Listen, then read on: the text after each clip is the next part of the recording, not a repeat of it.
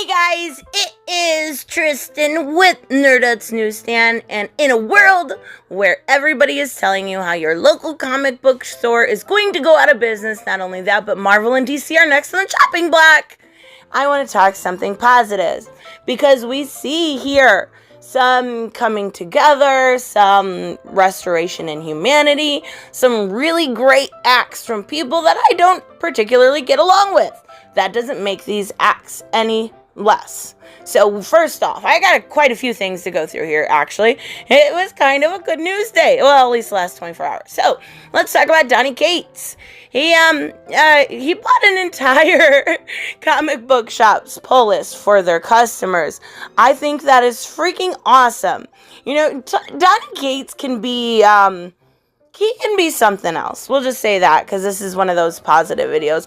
But he can write. The man can write. If you've read his Thor or what was it? I used to review one of his from Aftershock, and I can't remember. Baby Teeth. And not only that, but he's written Venom. He's written so many things so well. The dude can write. Now, he's one of those people that I've said previously should just stop talking on social media, and they would do fantastic. But this is fan-fucking-tastic. Like, he really went. So it's the customers of Austin Books and Comics. Now, they made a Facebook post, and they said, we have some great news. Comic book writer Donnie Gates, in an amazing show of support, has not only the store, but for you as well, has decided to pay for all of your pull list. If you still had a pull list in the store as of yesterday, it is now paid up.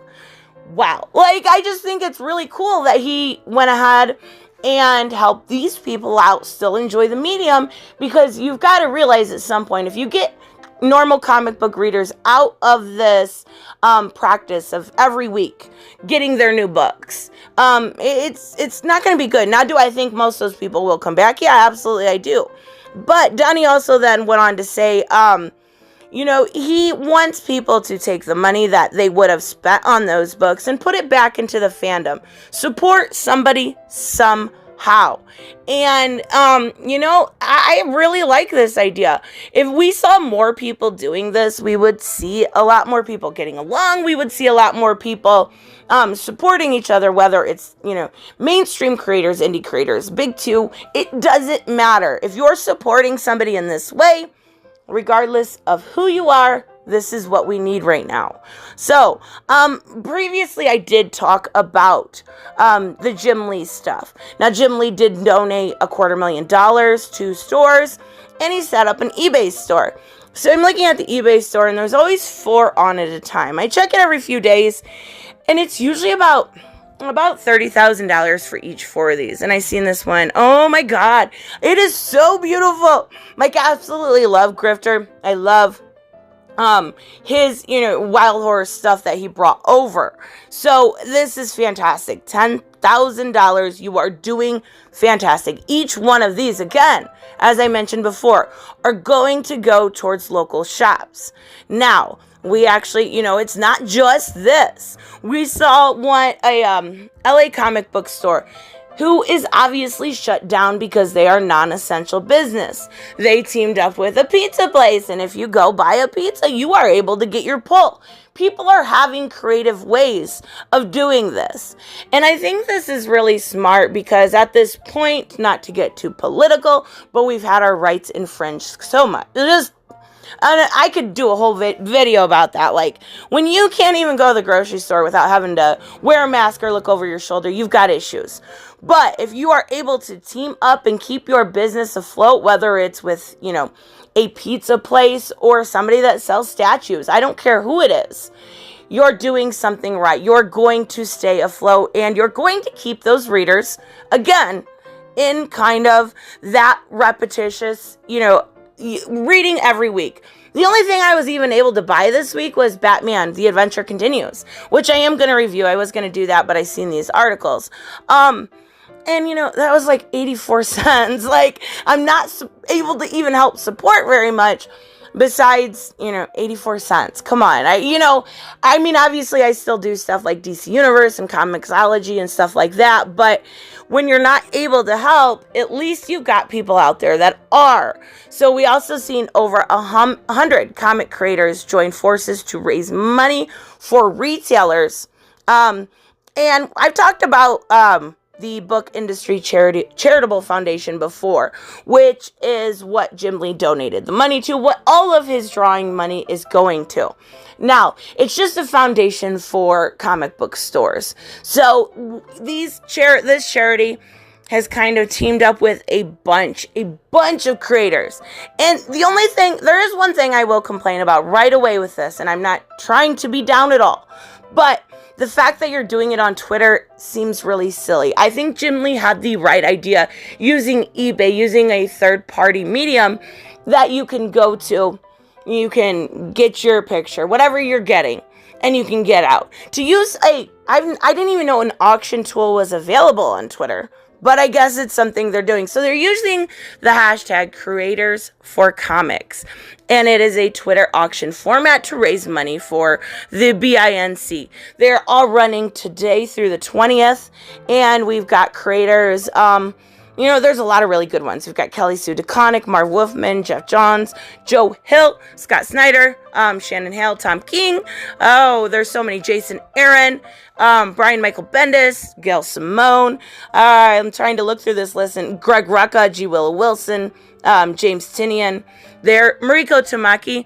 Now, all of these creators I don't necessarily like, but as a reader, you can pick out one in these that you like. You can definitely go through these and be like, okay, well, Marv Wolfman, Jeff Johns, Scott Snyder, Tom King, there's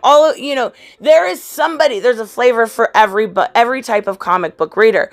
And I think that's what's good about it, because you can, all different walks of life read comic books. So when you usually find that person you really love. Lately, mine's been Tom Taylor. And Scott Snyder. I started rereading Court of Owls. Scott Snyder is really, really talented. But even so, this effort was kind of spearheaded by Cami Garcia, Brian Michael Bendis, Gwenda Bond, Sam Humphries, and Phil. I'm gonna say his last name wrong.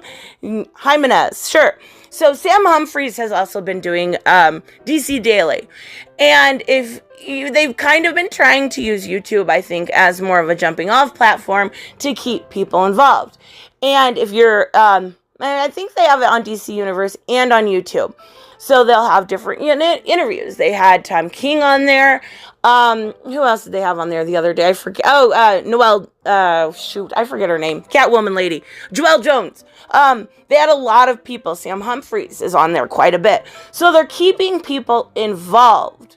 And I think it's really smart. And they're taking these things, they're auctioning them off, and all of the money is going to go to the stores. It says print is in the heart of comics and books, and the brick is the mortar stores that keeps print alive are struggling. Now, I have also talked in the past that I do think they should talk more digital, but you know what? It's just because I haven't had a local store for 2 years, but trust me, I would rather have a floppy in my hand. So I reached out to other concerned creators and friends. This is Cami Garcia. They've enthusiastically agreed that we needed help. Now, all of these people, all of these huge careers, all of these huge followings are supporting comic book shops. She goes on to say, these stores have supported us throughout our careers. Now is our chance to support them.